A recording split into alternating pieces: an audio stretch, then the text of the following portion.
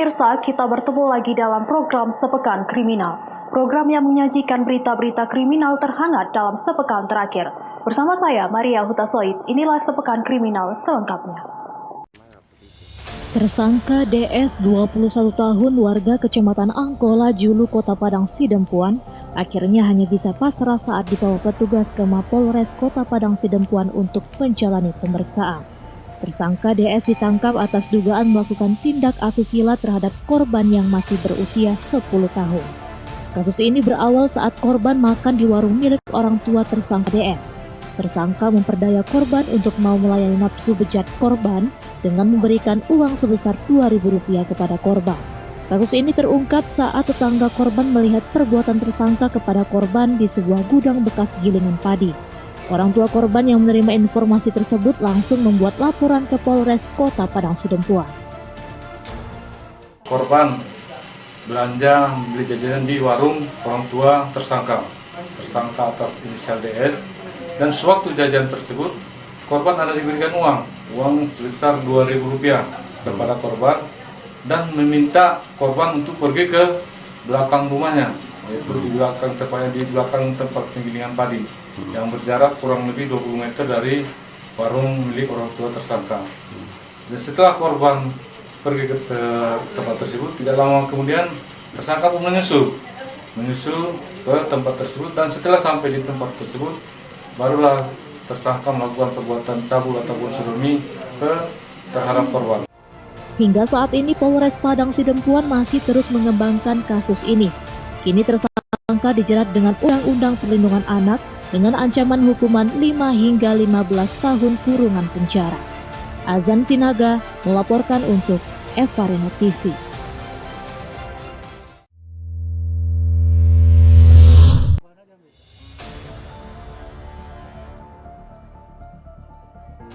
Inilah jasad AWS, seorang istri beranak satu, saat dievakuasi petugas tim identifikasi Polres Asahan dari dalam rumahnya di Desa Seilama, Asahan, Sumatera Utara, dengan luka robek di bagian leher.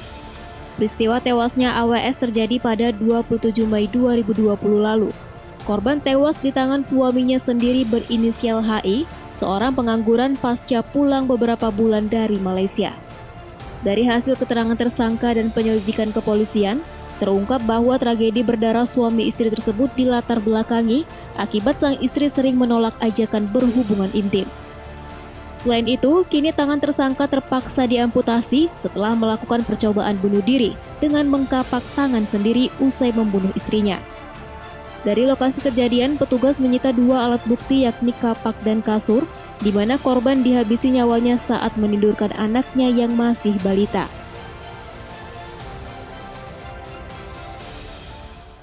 Jadi modus operandi ini karena pelaku sebagai suami ini sakit hati kepada istrinya, yang mana setiap meminta hubungan badan, istrinya menolak. Sehingga pelaku merasa sakit hati, dan pada hari Selasa itu pelaku menghabisi korban dengan cara membunuh pakai kampak pada saat dia tidur bersama anaknya. Dari hasil penyelidikan, tersangka dengan sengaja dan berencana membunuh istrinya, dan tersangka terancam hukuman 20 tahun kurungan penjara atau hukuman mati. Wanda Pratama melaporkan untuk Evarina TV.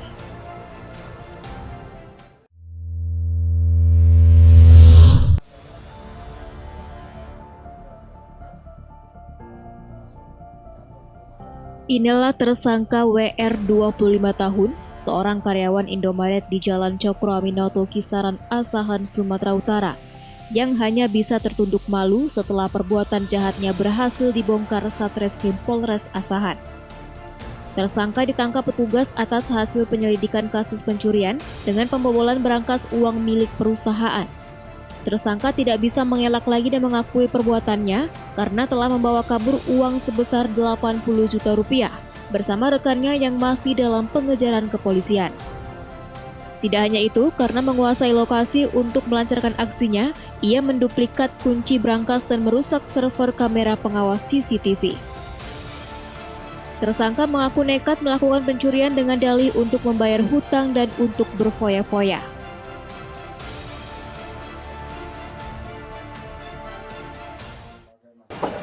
Udah berapa lama di Indomaret? Sekitar 3 tahun setengah. 3 tahun setengah ya. Itu uang itu 80 juta itu untuk apa?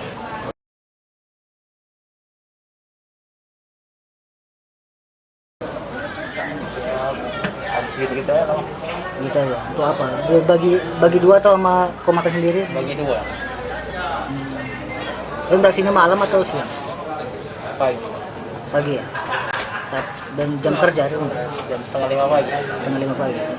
Ini pelaku, ini ada 2 orang. Ya. Awalnya pelaku W ini ditelepon oleh pelaku A. Pelaku A ini akan meminjam uang kepada pelaku W. Ini jam 11, jam setengah 12 malam. Kemudian pelaku W ini mengajak ketemuan sama dengan pelaku A yang saat ini masih DPO. Ya, pelaku A ini masih DPO. Nah, kemudian ketemulah jam setengah 4 pagi di lokasi Indomaret Jalan Dr. Aminoto. Ya, kedua pelaku ini masing-masing sudah masuk unsur di pasal 363 KUHP.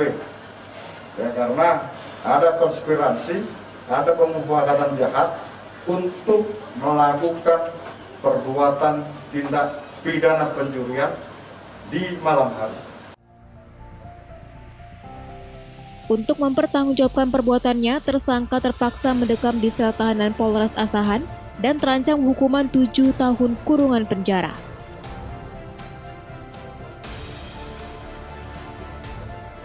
Wanda Pratama melaporkan untuk Eva Rina TV.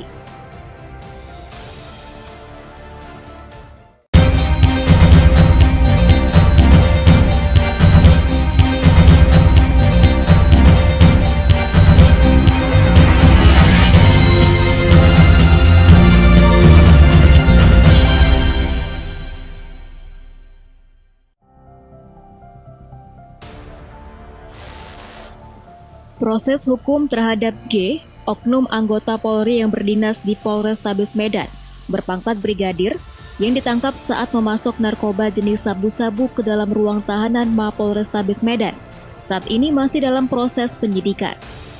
Kapolrestabes Medan, Kombes Pol Riko Sunarko menyatakan, kasus yang melibatkan tersangka Brigadir G masih dalam pengembangan. Namun, untuk tersangka sendiri akan menjalani 2 proses peradilan. Selain harus menghadapi proses hukum di pengadilan negeri, tersangka juga akan menjalani sidang kode etik. Kapolrestabes Medan mengaku tindakan yang dilakukan oleh oknum Brigadir G sangat memalukan institusi kepolisian, khususnya Polrestabes Medan, karena menjadi bagian dari jaringan narkoba yang merupakan salah satu tindak pidana yang menjadi prioritas kepolisian untuk diberantas.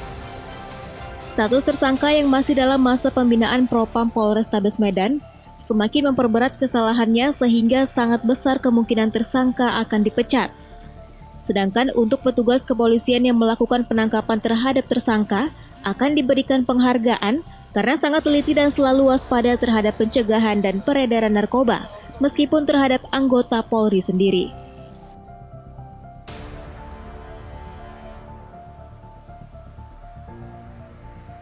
Yang bersangkutan kita proses, pasti. Pidana kita proses, kode etik kita proses.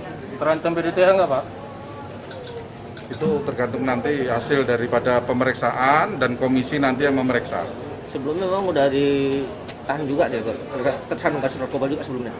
Betul, dalam rangka pembinaan dari fungsi Propam. Jadi di sini saya klarifikasi juga sama rekan-rekan, kalau kemarin muncul pemberitaan bahwa yang bersangkutan anggota Propam, jadi yang bersangkutan bukan anggota Propam, tapi yang bersangkutan adalah anggota kita yang sedang dalam rangka pembinaan dari fungsi Propam. Sebelumnya tersangka Brigadir G ditangkap pada tanggal 10 Juni kemarin saat berkunjung ke ruang tahanan Mapolrestabes Medan. Tersangka membawa makanan berupa nasi dan sop. Saat dilakukan pemeriksaan, petugas jaga menemukan 1 paket narkoba jenis sabu-sabu seberat 10 gram diselipkan di dalam sop yang dibawa tersangka. Atas temuan ini, oknum berpangkat brigadir ini langsung ditangkap dan diserahkan ke Propam Polrestabes Medan dan kemudian dilimpahkan ke Satuan Narkoba Polrestabes Medan untuk penyelidikan lebih lanjut. Wahyu Pratama melaporkan untuk Eva Rina TV.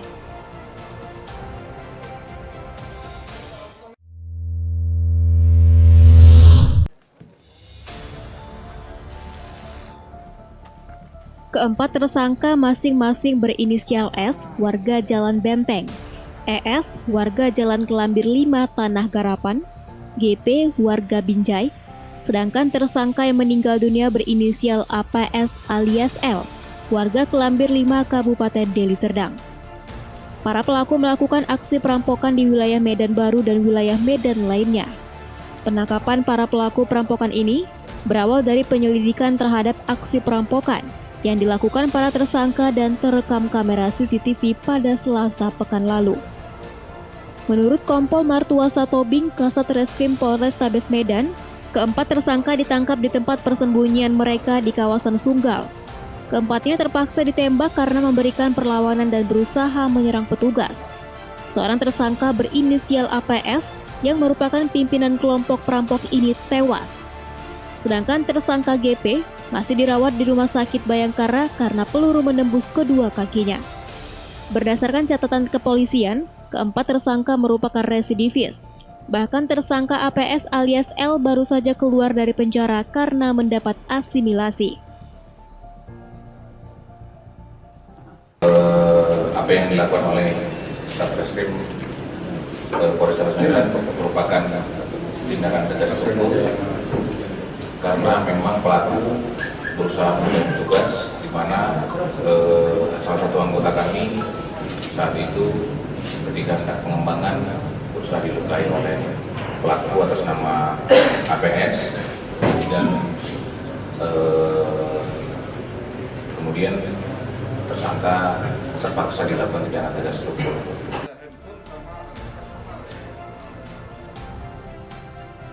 Dari keempat tersangka, petugas menyita barang bukti berupa 1 unit laptop, uang Rp100.000, 4 buah helm, dan 3 unit sepeda motor metik. Wahyu Pratama melaporkan untuk Eva Rina TV.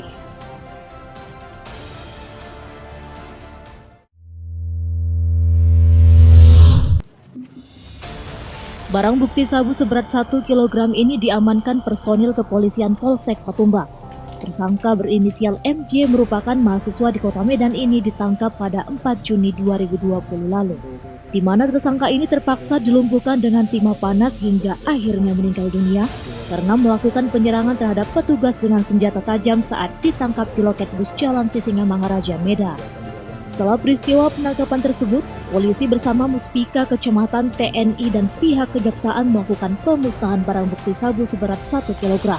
Adapun pemusnahan seluruh barang bukti ini dilakukan dengan cara direbus dalam satu dandang berukuran sedang. Polisi juga menyisakan sebagian kecil dari barang haram tersebut sebagai barang bukti di persidangan. Polsek Patumbak melaksanakan pemusnahan barang bukti narkotika sebanyak jenis sabu sebanyak 1.158,83 gram. Pada kesempatan ini, ini berasal dari 4 laporan polisi ataupun 4 TKP dengan jumlah tersangka sebanyak 3 tersangka. 1 tersangka masih menjalani proses, sedangkan 2 tersangka meninggal dunia dikarenakan tindakan tegas oleh petugas kami di lapangan karena pada saat itu melakukan penyerangan terhadap petugas kami. Tersangka MJ sendiri diketahui merupakan anggota jaringan narkoba internasional yang baru diungkap tim Satuan Reserse Narkoba Polrestabes Medan beberapa hari lalu dengan jumlah barang bukti 35 kg narkoba jenis sabu-sabu. Wahyu Pratama melaporkan untuk Eva Rina TV.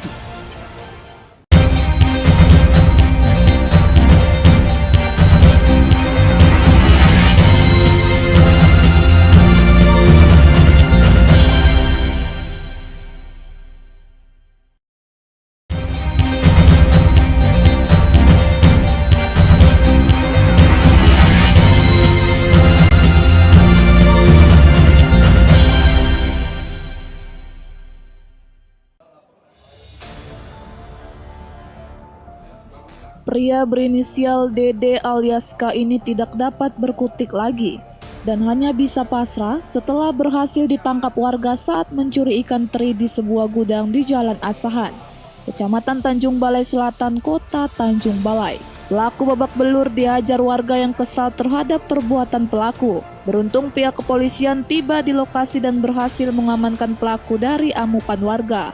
Peristiwa pencurian ini berawal saat korban pemilik gudang jual beli ikan teri keluar dari rumah. Korban melihat dua orang pria mencuri ikan teri yang dipajang di depan gudang. Sontak, pemilik meneriaki pelaku dan satu pelaku berhasil ditangkap sedangkan rekannya berhasil kabur.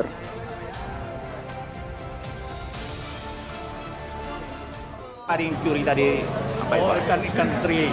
Oh, udah sering bapak kehilangan ikan ya, Pak? Saya dengar sering di sana, di sana sudah kena. Jadi ini pas pulang saya masih jaga-jaga juga. Pas masuk ke dalam, aku keluar nampak dia ambilnya. Berapa? Satu asoy aja. Satu asoy. Berapa orang tadi orang itu melakukan, Pak? Menurut apa memang 2 orang. 2 orang. Yang satu melarikan diri ya, Pak? Ya, satu lari.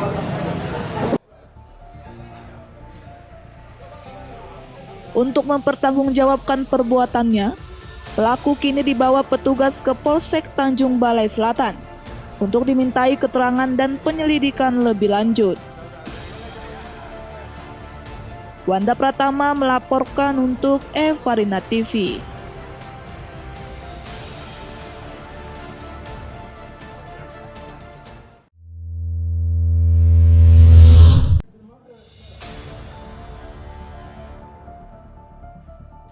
Tim Scorpio Polres Tanah berhasil menangkap seorang pelaku pencurian sepeda motor di rumah Ketua Moderamen GBKP Kabanjahe, Kabupaten Karo. Pelaku terpaksa dilumpuhkan dengan timah panas pada bagian kakinya dikarenakan melakukan perlawanan dan mencoba melarikan diri saat ditangkap petugas. Selain itu, petugas juga mengamankan seorang penada hasil barang curian tersebut yang diamankan di Kabupaten Dairi beserta barang bukti sepeda motor hasil curian. Berdasarkan pemeriksaan di kepolisian, tersangka RS usai melakukan aksinya langsung menghubungi tersangka JS di Kabupaten Dairi dan menjual hasil curian seharga 1,2 juta rupiah. Uang hasil penjualan sepeda motor tersebut digunakan untuk membeli narkoba.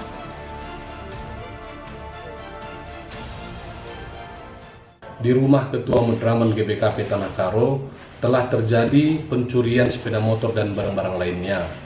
Di mana setelah kita lakukan penyelidikan beberapa hari, diketahuilah bahwa yang melakukan pencurian tersebut adalah Reja Septiandi Stepu.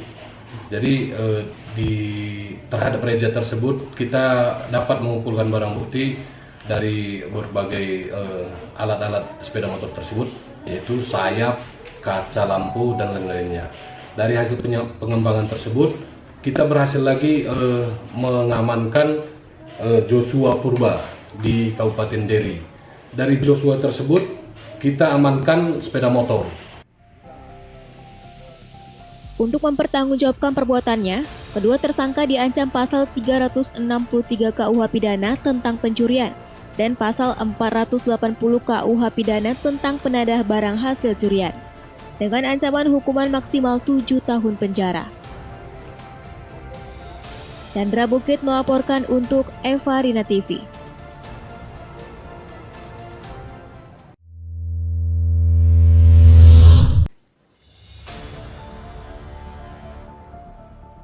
Awalnya petugas yang dipimpin langsung Direktur Narkoba Polda Sumut, Kombes Pol Robert Da Costa, menangkap 2 anggota sindikat jaringan narkoba Malaysia Aceh, inisial KR dan S, di Jalan Lintas Sumatera, persisnya di Kecamatan Besitang, Kabupaten Langkat.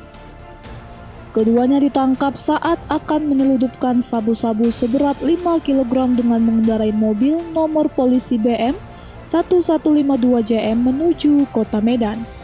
Keduanya mengakui barang haram tersebut milik tersangka Yusuf Nasution alias Yusuf. Petugas selanjutnya melakukan pengembangan dengan memburu tersangka Yusuf yang diketahui berada di Jalan Megawati, Kota Binjai, Sumatera Utara.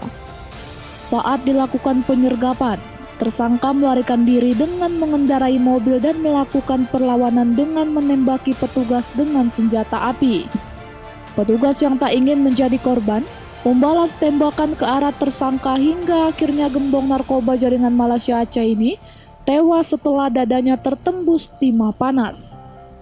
Dari penyergapan tersebut, petugas berhasil menyita barang bukti sabu-sabu seberat 10 kg yang dikemas dalam bungkus teh hijau, sehingga total sabu-sabu yang disita 15 kg. Kapolda Sumut Irjen Pol Martuani Sormin dalam keterangan persnya mengatakan, narkoba jenis sabu-sabu ini dikirim dari Malaysia melalui perairan laut dengan menggunakan kapal nelayan. Narkotika senilai 15 miliar rupiah ini akan diedarkan sejumlah provinsi dan kota di Indonesia. Pengembangan jaringan ini sekaligus juga kalau bisa kami berhasil menangkap dan menyita senjata api yang diduga milik jaringan ini. Pelaku total ada berapa orang, Pak? Yang tersangka, yang tertangkap kan 2. 1 MY melawan petugas, jadi 3. Selain menyita sabu-sabu, petugas juga menyita senjata api berikut amunisi serta 2 unit mobil yang digunakan dari para tersangka dalam menjalankan aksinya. Wahyu Pratama melaporkan untuk Farina TV.